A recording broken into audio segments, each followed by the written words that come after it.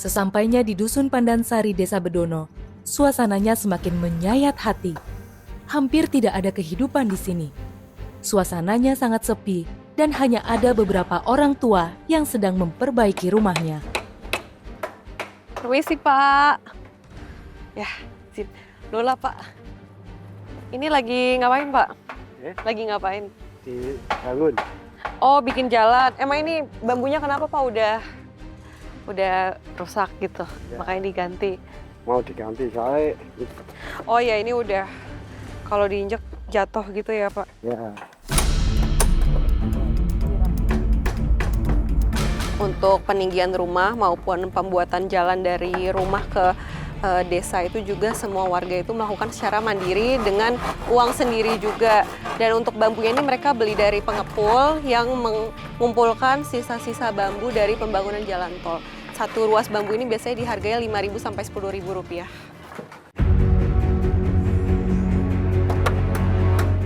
Sejak 2022, Saihul dan istrinya menetap di rumah milik anaknya. Mereka terpaksa pindah karena rumah lama telah hilang diterjang banjir rob. Ya tenggelam itu susahnya. Kalau ada rob besar lagi kan tenggelam. Enggak ngantem pagar bisa jebol bisa. Ini maunya kayak enggak gini. Ini kan ada terasnya gini. Iya. Ini cadannya. Nah. Oh. Ini cadannya ini saya angkat. Biar tidak sundur. Wah, rumah ini. Iya. Kalau ada yang mau, tapi ya kalau dijual itu yang beli itu kira-kira kok tidak ada harapan.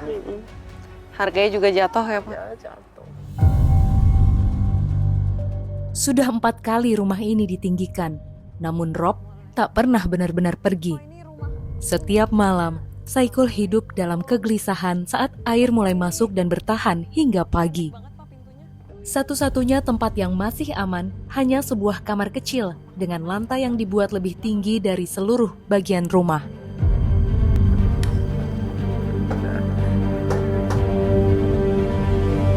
Ini sebenarnya kondisi rumahnya sudah sangat berbahaya ya, karena dari pijakannya itu dari bambu dan kayu ini semua sudah lapuk dan rapuh. Jika kita salah melangkah sedikit saja itu akan sangat berakibat fatal.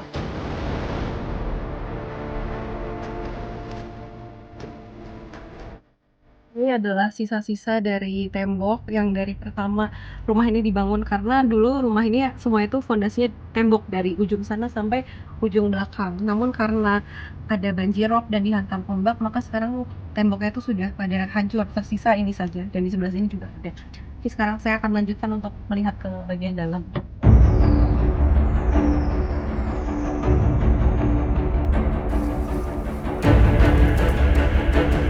Gimana Mas perasaannya pas masuk ke rumah ini?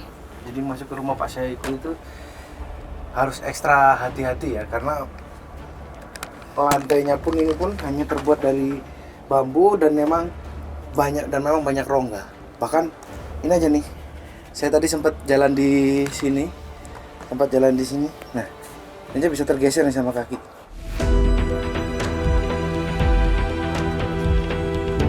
Setiap hari, Saikul merawat istrinya yang stroke sejak 6 tahun lalu. Karena tak bisa bekerja, mereka hanya hidup dinafkahi anaknya. Meski tinggal di rumah sederhana, ia merasa lebih tenang hidup mandiri. Sesekali, anaknya datang menjenguk untuk melihat kondisi orang tuanya. Ini adalah kondisi dari kamar mandinya Pak Saikul di sebelah belakang rumah. Nih, untuk semuanya kebutuhan airnya itu berasal dari selang yang di sana. Dan ini untuk mandi, buang air kecil, buang air besar, itu semuanya langsung ke laut. Dan di sebelah sini tuh, di belakang saya tuh sudah mulai terlihat adanya proses pembangunan tol Semarang-Demak atau Semarang-Sayung. Gitu.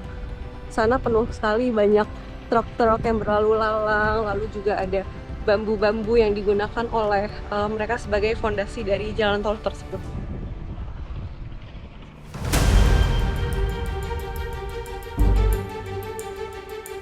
Saya mau melihat rumah dari Pak Saikul, dan di sini tuh sebelah sini adalah kamar beliau. Biasanya beliau tuh tidurnya di sebelah sini. Dan di belakang tuh ada dapur dan kamar mandi. Nah sekarang saya mau lihat ke belakang. Dan untuk berpindah antar ruangan tuh masih ada sisa struktur bangunan dari bangunan sebelumnya, karena kan ini tuh rumahnya memang lantai sudah ditinggikan. Namun untuk struktur bangunnya dibiarkan saja sama Pak Saiful seperti sebelumnya. Harus menunduk-menunduk seperti ini.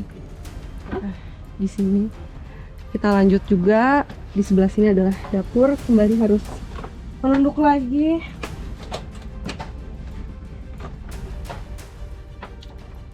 Dan untuk lantai ini juga semuanya itu fondasinya adalah kayu-kayu dan bambu-bambu yang sudah rapuh. Bahkan ada juga beberapa jarak yang longgar, jadi bolong-bolong gitu. Bahkan Pak Saiful sendiri juga bilang ke saya kalau beliau itu nggak berani bawa anak kecil ke sini karena emang kondisi lantai itu sangat mengerikan.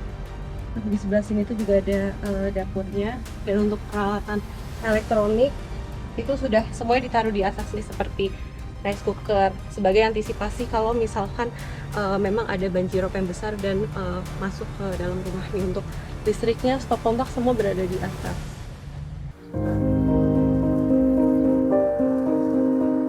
Dulunya, rumah ini sangatlah nyaman, berlantai keramik dan berdinding tembok. Kini, semuanya berubah. Karena tanah turun hampir 3 meter, alhasil rumahnya tergenang air laut. Saiful terpaksa mengganti lantai dengan kayu dan bambu. Setiap Kamis sore, Saiful menyempatkan diri keluar rumah untuk menziarahi makam kedua orang tuanya. Hal inilah yang menjadi salah satu alasan bagi Saiful tidak mau pindah. Selain ada makam orang tua, hati Saiful sudah terikat di sini. Jikalau memang akan direlokasi, ia berharap agar dapat dipindahkan bersama dengan tetangga lainnya.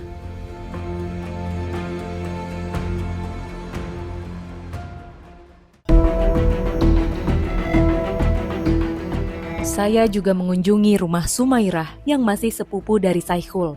Kondisinya tak kalah memprihatinkan. Harus nunduk. Dan kondisinya juga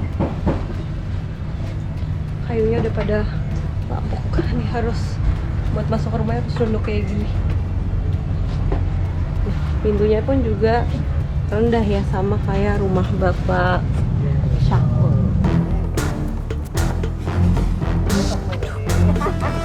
Gak apa-apa. Luar biasa. Ibu, tiap hari keluar masuk ini jalannya, Bu. Iya. Wah, hebatnya si Ibu. Bertahan. Kitanya susah setengah mati. Padahal kita cuma namu. Iya.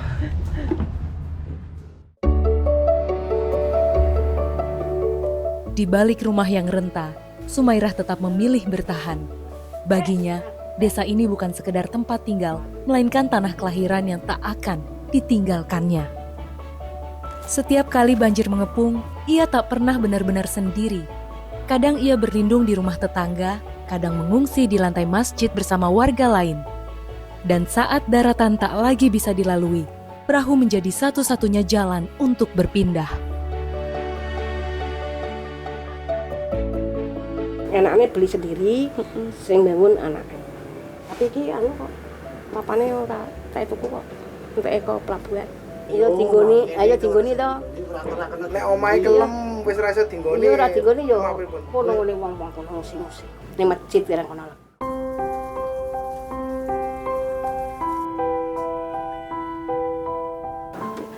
Seperti inilah kondisi rumah Mak Sumairah. Dulunya itu sebenarnya anaknya itu juga tinggal di sini bersama Mak, tapi karena sekarang sang anak sudah memiliki rumah baru untuk ditempati, makanya mereka itu pindah ke sana. Tapi sesekali tetap mampir ke sini untuk menengok kondisi sang ibu. Sumairah tak mau merepotkan anaknya. Ia memilih tinggal di atap rumah bersama suaminya yang kerja serabutan. Walau sulit, Sumairah bersikukuh tidak mau pindah. Sampai kapanpun ia tak mau meninggalkan tanah kelahirannya.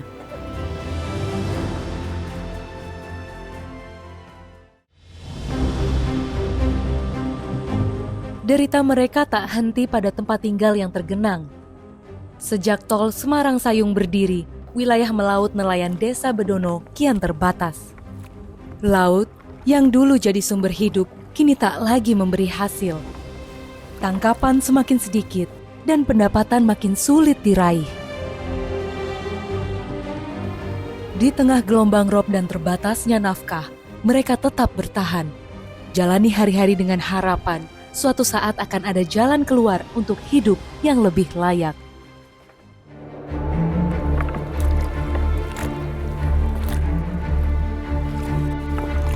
Sekarang kami akan berangkat untuk mencari udang dan ikan. Semoga hari ini tangkapannya banyak. Meskipun kata Bapak itu sebenarnya sekarang tangkapannya sudah berkurang dibandingkan dulu-dulu.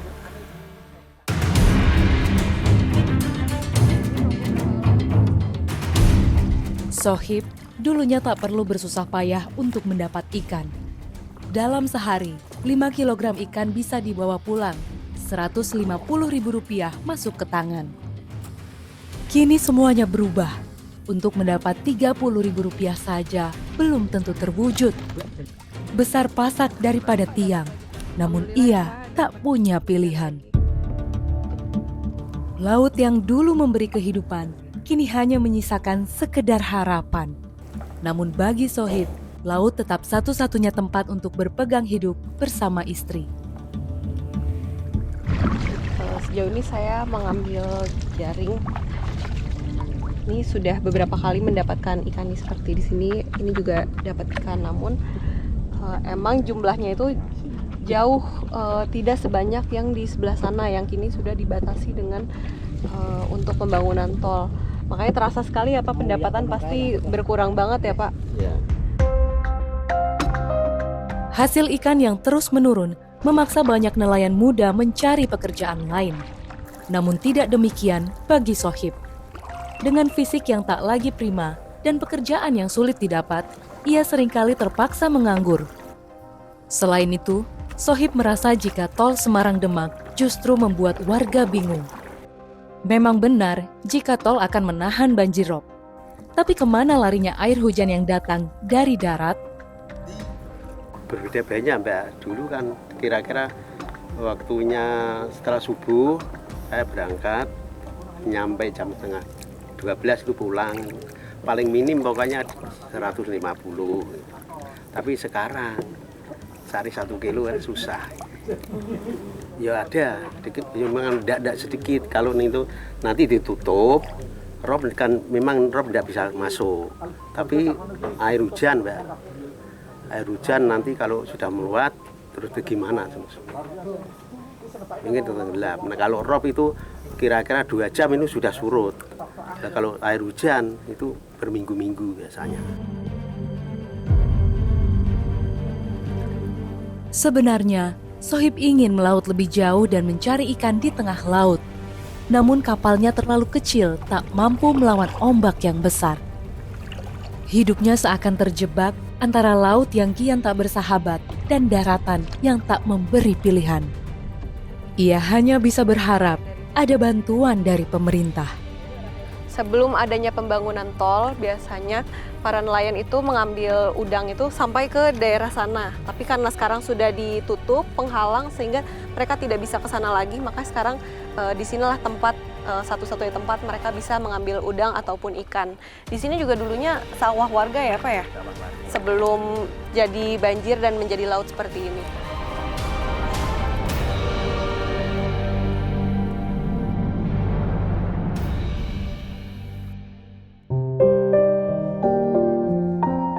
Hidup dalam keterbatasan tak pernah mematahkan semangat Sohib. Baginya, uang yang ada lebih baik disimpan untuk merawat orang tua yang lumpuh daripada digunakan untuk mencari rumah baru. Walau hasil tangkapan tak menentu, Bahedo istrinya tak pernah mengeluh. Yang penting masih ada sedikit rezeki untuk mereka makan hari ini. Yang nggak ada kemasukan ya nggak apa-apa, Mbak, kalau bantuan anak saya. Nah, diajak pindah nggak pernah. Cuma saya punya tempat sendiri itu. Nah, bapaknya nggak mau, masih ada orang tua yang masih di situ. Dia merawat dia sampai subuh itu, rawat, mandiin, sholat, pakaian, ganti pakaian dulu. Iya.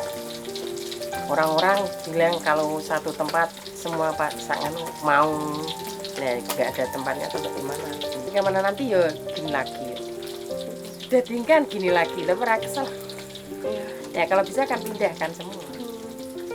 Kalau bisa kan pindah. Tapi sama teman-teman.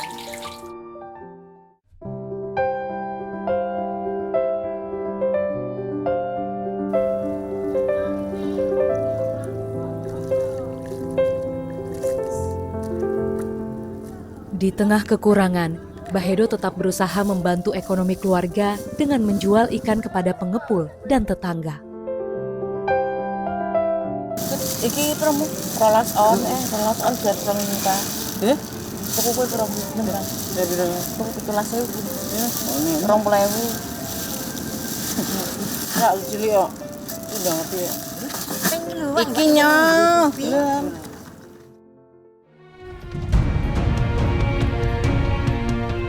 Kondisi desa-desa yang mengenaskan di Demak membuat pemerintah tak tinggal diam.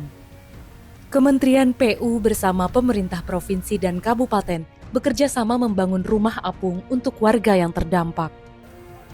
Program ini dimulai di Desa Timbul Seloko. Hingga kini, baru ada 3 unit rumah bantuan, salah satunya ditempati Mustafika. Ia termasuk beruntung karena segera mendaftarkan diri ketika adanya rencana bantuan rumah apung. Tapi ini kok belum ditempatin, Bu? Lah Mbak, ngenteni peresmian. Lawange turna yo entuk siji Mbak, mek dinggone turu. Angene atis. Dungono lawange pawon. Siji mbek jendela loro. Ngomong iki ana 3 sel, lha kok bar mburine ngomongnya akeh Mbak. 10 pokok. Untuk bantuan iki tambeli akeh Mbak. Padha griwange tak utang-utangke Mbak, bebote ganti omah apung. Ana genggon-goni anak-anakku. Robe nak rob kelem terus Mbak, nak udah nangin sampai bocor kabeh Mbak omahku sing niku Mbak. Tanah njaba yo ora iso Mbak, geng iso mangan wis bejo. Alhamdulillah. Awalnya Mustafika sangat senang mendapat bantuan rumah apung. Namun kebahagiaan itu tak bertahan lama. Ia tak menyangka harus mengeluarkan modal besar untuk memperbaiki rumah. Ini listrik gratis, Bu, atau bayar sendiri? Bayar, Bu. Oh, bayar sendiri. Bayar. Bayar tiap bulan. Bagi Mustafika dan suaminya yang hidup dari hasil laut, 9 juta bukanlah angka kecil. Penghasilan suaminya sebulan saja jauh dari nominal itu.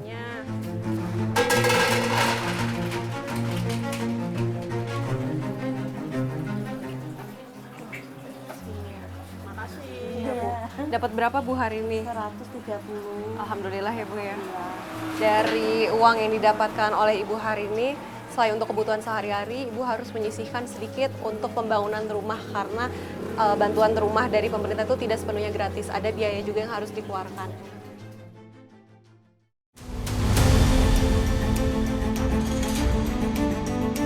Melihat rakyatnya menderita, pemerintah tidak tinggal diam. Sejak tahun 2022, pemerintah mulai membangun jalan tol Semarang-Demak yang juga merangkap sebagai tanggul laut. Tidak hanya itu, terdapat kolam retensi yang berfungsi sebagai penampung air hujan agar tak menyebabkan banjir. Saya mendatangi kawasan 1B di Demak untuk melihat progres pembangunan tol laut ini. Ya, jadi ini kita berada di zona N. Kita ada beberapa zona, di sini ada 32 zona ditambah zona untuk rest area. Kita di zona N ini merupakan lokasi trial embankment yang memang sudah kita siapkan sebagai contoh ya. Nanti pada saat selesai lebih kurang kondisinya setinggi ini. Sekarang kita ada di elevasi lebih kurang 6,7 meter. Dengan total timbunan semuanya itu di 13,8 meter. Ini perkiraan untuk semua zona bisa menjadi seperti ini dan mulai digunakan itu April 2027. April 2027. Memang secara total ini merupakan sistem polder di mana untuk pengendalian banjir dan rob. 1B lebih ke robnya, sedangkan 1C-nya lebih ke pengendalian banjir. Jadi banjir kawasan, drainase dari pemukiman, pabrik dan kawasan Semarang, Demak dan sekitarnya. Kalau 1B ini memang fokus ke jalan tol dan tanggul lautnya. Untuk paket 1B diperkirakan akan rampung pada tahun 2027 dengan biaya 6 miliar rupiah. Itu kan di sebelah kan saya ada matras bambu Pak, itu berarti sebelum jadi seperti ini itu matras bambu dulu Iya, ya Pak? ada matras bambu dulu 13 lapis, 13 layar matras bambu. Dan ada cerucuk di kiri kanannya. Ada beberapa faktor ya. Pertama, lebih ekonomis. Yang kedua, lebih ramah lingkungan. Nah, yang ketiga ini material lokal yang mudah didapat. Jadi kita nggak perlu impor, kita nggak perlu cari dari luar Pulau Jawa. Yang pasti mereka pertama ya, kita dari awal dulu ya. Dulu hampir 8.000 pekerja untuk pekerjaan matras bambu dan sebagainya itu menggunakan tenaga kerja lokal, penduduk desa setempat. Kedua, jangka panjang. Warga desa ini selalu terendam rob, selalu terdampak rob. Dengan adanya pembangunan jalan tol ini diharapkan tidak hanya warga desa sekitar, tapi lebih ke arah atas lagi, itu akan terbebas dari rob. Dampak ini tidak hanya di wilayah Sayung, bahkan sepanjang 97 pantai pantura wilayah kita, di 17 kabupaten kota mengalami yang sama.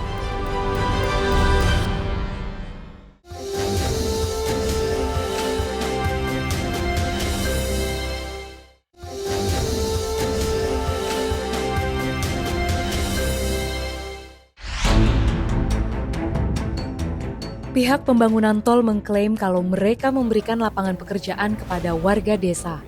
Nyatanya, warga mengaku tak mendapatkan panggilan pekerjaan. Mereka hanya mendapat ganti rugi di wilayah tambak udang dan mendapatkan akses untuk membeli bambu dengan harga yang murah. Benarkah demikian?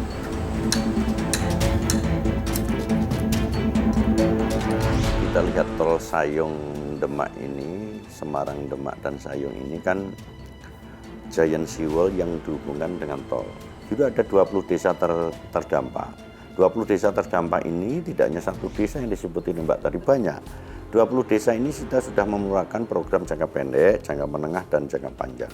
Jangka pendeknya apa? Seluruh OPD kita sudah melakukan terjun ke sana. Jadi pemerintah kabupaten kota melakukan apa, provinsi apa, kemudian nasional apa.